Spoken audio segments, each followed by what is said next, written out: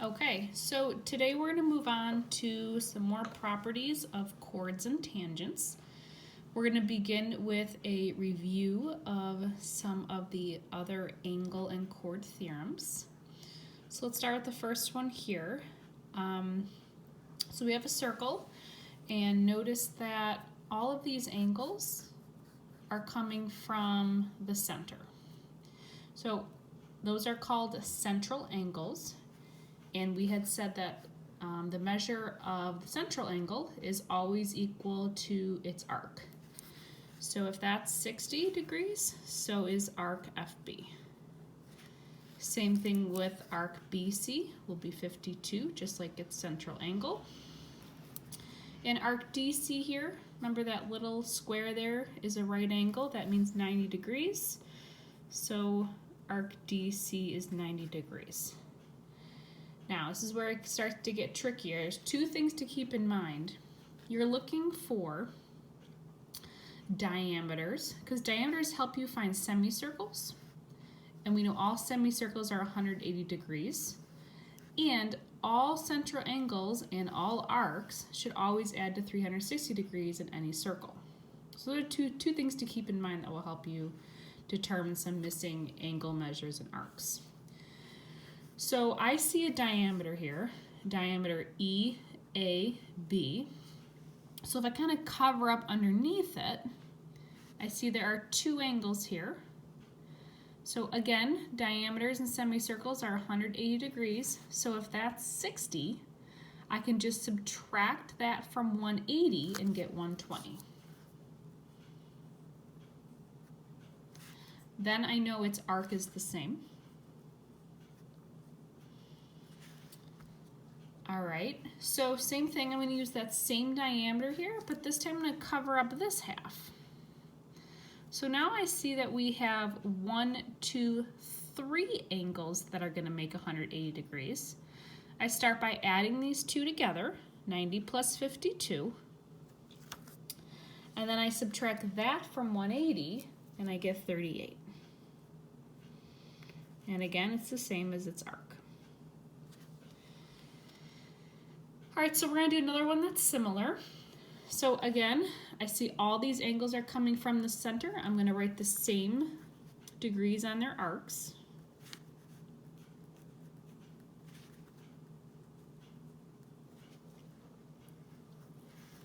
All right, I see a few diameters here. I see diameter ERB, which would take care of these three together or those two together. Unfortunately, it's not very helpful in this case. I see another diameter, ARC. That would be much more helpful here. I can see these three make 180, or those two make 180.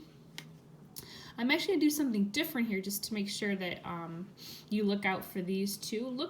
Always look for vertical angles.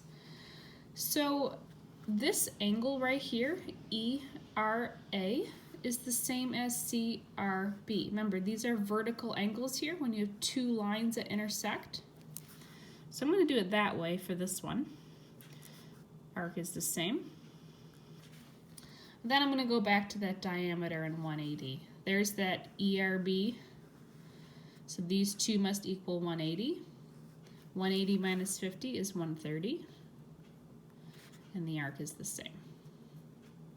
So look for diameter, semicircles, look for vertical angles, and know that all the angles should equal 360. If I added 100 plus 30 plus 50 plus 130 plus 50, those should all equal 360. That's another thing you could fall back on. All right, another theorem we learned last time was that congruent chords, so B, E, and C, D are marked with that hashtag telling me that they are equal, have congruent arcs. So that means arc CD will be the same as arc BE, so I will label that 119. So far I have 1, 2, 3 of the 4 arcs. Remember, the arcs add to 360 degrees, so I would add these 3, subtract that from 360, and this would become 27 degrees. Last review example here. Same thing, I see two congruent chords, so I know they're the same. Unfortunately, they didn't give me either of them, so I can't just, write the other one down. But I do see that this AD is the diameter. So again, we have a semicircle. Again, we have 180 degrees. So we would subtract that 56 from the 180. And then because these are the same, we divide that number by 2 and they'll both become 62 degrees. You can label down here that this big arc is 182. You can see you have like one big semicircle. All right, so on to some new theorems here. Theorem 1, two chords are congruent if they are equidistant from the center. Equidistant sounds exactly like it is equal distant. So if we are given that EG is equal to EF, and I'll mark it on the picture, that this piece is equal to this piece. So now we can see that chord CD and chord AB are the same distance away from the center. That's what that's giving us. So if they are equidistant from the center, then the chords are congruent. I'm also going to write and. We were just talking about this. If the chords are congruent, aren't their arcs congruent?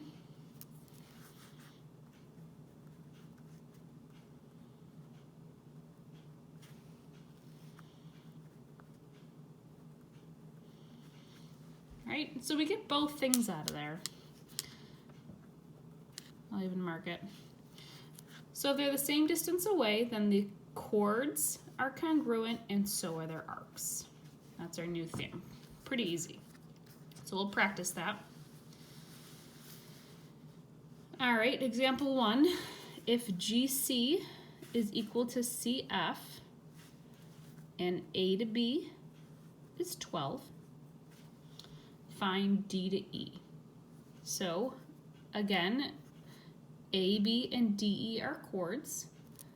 They tell us that they are an equal distance from the center, which means DE is also going to be 12. That one was nice and simple, just to get the theorem down. All right, next one. I see again from the center an equal distance away. Sometimes you'll see the right angle in there. They don't always put it in there. Like that could have been in the last two examples too. It doesn't affect anything, okay? So if they're an equal distance away, then they are equal to each other. So we will set up an equation showing that they are equal, and we will solve. Opposite of subtracting 7 is to add 7.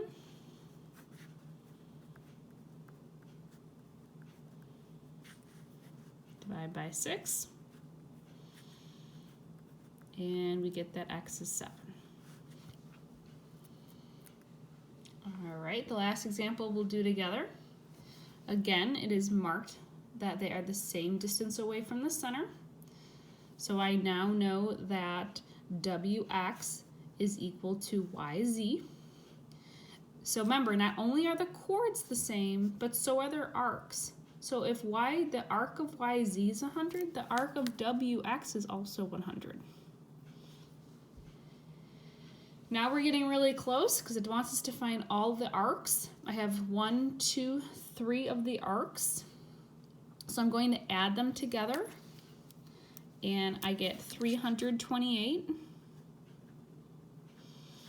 Remember, there's 360 degrees in a circle, so I'm going to subtract that away from 360 to find the missing arc, and we get 32.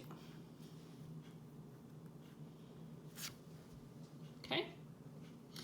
The next section is a your turn section, so at this point you could pause the video and do these 3, or you're welcome to save all the practice till the end. It's up to you. So you can pause here, but I'm going to move on. Your next theorem is parallel lines intercept congruent arcs. So Remember, this is this little symbol for parallel. It's telling us that MN is parallel to PQ. And the symbol for parallel, if you were to mark it in a picture, these little like arrow looking things. So those two chords or lines are never going to intersect. If they're parallel, that means the arcs between them are going to be equal. These two right here. So MP is going to be congruent. Remember, congruent is just a fancy word for equal in geometry. And Q. That's our next theorem. Parallel, the arcs between them are going to be equal to each other. All right, let's practice some of that.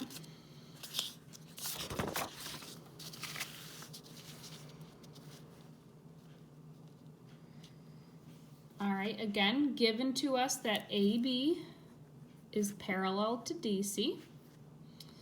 So it's going to be the arcs between them that are the same. So if that's 80, so is the AD over here. Wants me to find all the arcs. So I have 3 of the 4 arcs here. So I would add them, the 3 together, and subtract it from 360. And I would get 150. Okay, next example. Again, telling us that these two are parallel. So it's going to be these two arcs that are the same. But again, they don't give me one of them. However, COD is a diameter. There's that 180 degrees again. So we need to subtract that little arc out from 180. And we'll get 96.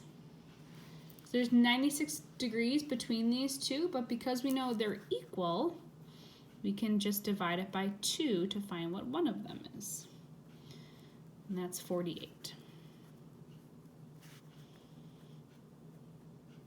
Then down here is just another semicircle. That's just 180 degrees.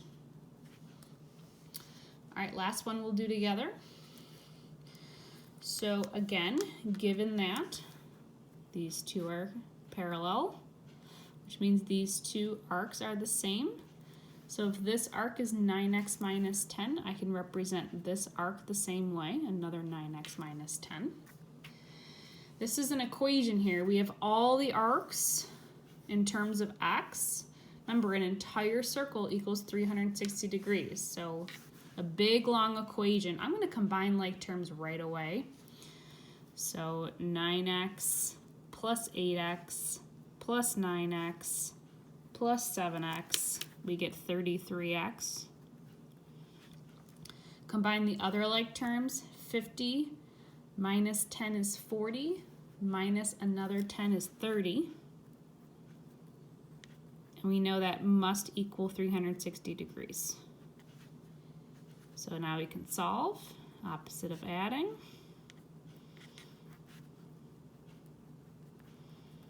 .360 minus 30 is 330. Opposite of multiplying is to divide. And we get that x is 10. Next section is for you to try on your own. Again, you are welcome to pause the video here and try them right away, or you may save them for the end. I'm going to move on. Theorem 3. If the diameter of a circle is perpendicular to a chord, then the diameter bisects the chord and its arc. Okay, so some vocabulary here. Perpendicular. First of all, its symbol looks like this. They may show it like that. And it means we make right angles or 90 degrees. Okay, so let's take a look at it in terms of picture. So if diameter, it has to be a diameter, it could also be a radius, doesn't have to be fully a diameter. HOG, so here's our diameter, you can see it went through the center, is perpendicular, makes right angles, with chord DEF. Here's chord DEF, so I'm going to put the right angles in. There's all these right angles here. If that happens, then that DEF gets bisected. Means it's been cut into two equal parts. So DE is equal to EF. And same thing happens with that arc out here. DG is equal to GF. So diameter and a chord are perpendicular, then you get all these things equal. Let's try some of that. So here I can see a diameter. That right angle is showing me it's perpendicular. I now know that this chord makes two equal pieces. So if that's 6, so is X. Their arcs have also been bisected and cut into two equal pieces. So if that's 75 degrees, so is Y. That one's nice and simple. All right, this one says EDAF. Here's my diameter. There's that perpendicular symbol to BDC, so I know I have a right angle in there. Which now means, right, all these four things are going to be cut into equal pieces. All right, it says BC is 28. So if this whole chord is 28 and it's been cut into two equal pieces, that means DC is now going to be 14. Just divide it by 2. All right, last one we'll do together. Again, I see a diameter perpendicular to a chord. So the chord's been cut into equal pieces, so has the arc. So I know these two are equal. I'm just going to set them equal to each other.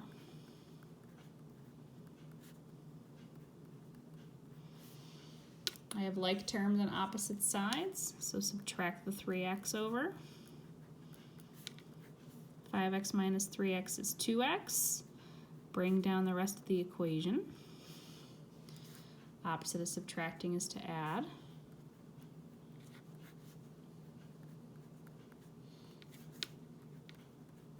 And divide by 2. And our answer is 7. All right, 3 for you to practice. You can pause here or wait till the end. I'm going to move on to the last page here.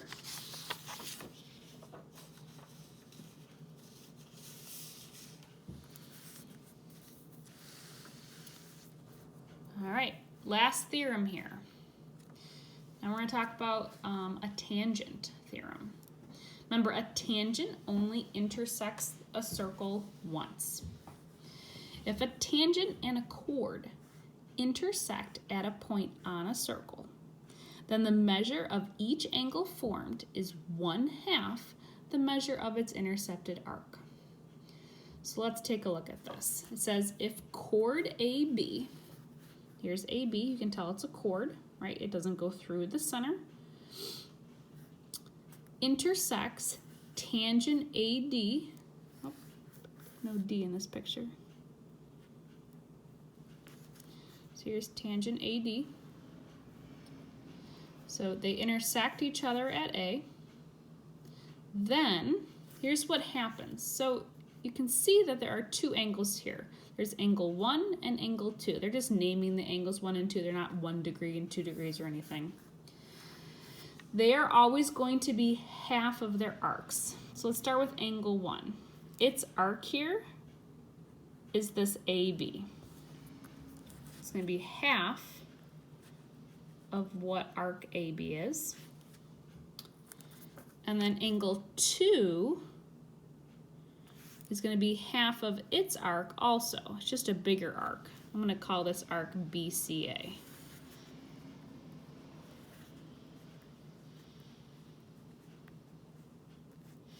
So for these examples, we're either going to be taking half of the arc to make the angle, or we're going to be doubling the angle to make the arc. It's going to be that simple. All right, let's do a few together. Find all arcs and angles. All right, so here's an arc of 172. Its corresponding angles down here I'm just going to take half. So 172 divided by 2, and we get 86. All right, for the other side though, we aren't given the arc or the angle. There's two ways to tackle this. A tangent's a line. Remember, lines are 180 degrees. So to get this angle, I can simply take 180 and subtract the 86. That will get me 94. And now to go from the angle to the arc, I would double that and get 188.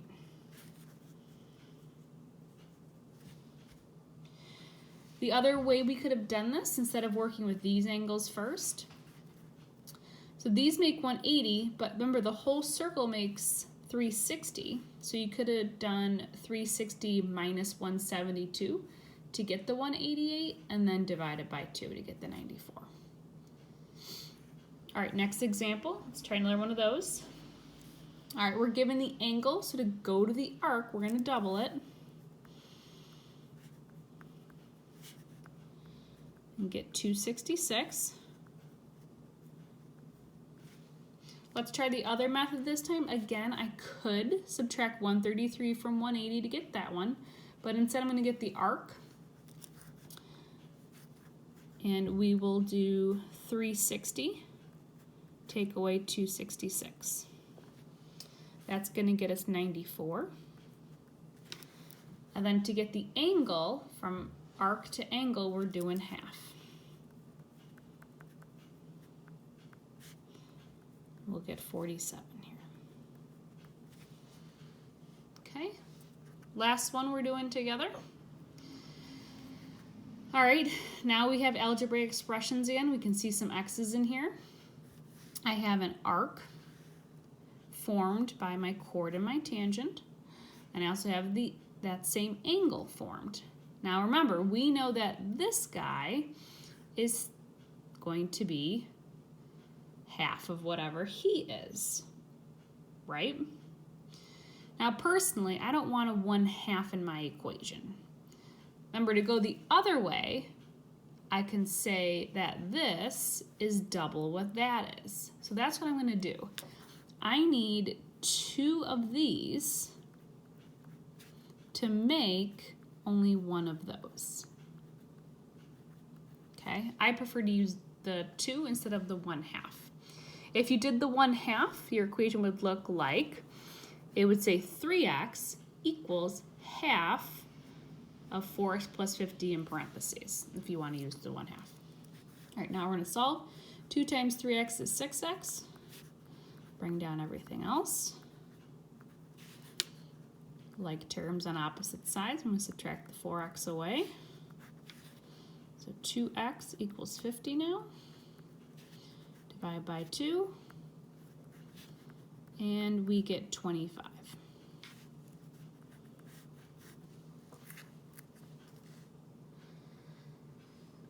All right, that is it for my examples. Again, there are 3 more to try on your own that are just like these. After that, there is a back of mixed practice of all the theorems you've learned today, all mixed up. And I've left the answer key with your teacher, so after you try them, you can check your answers. All right, and that's it.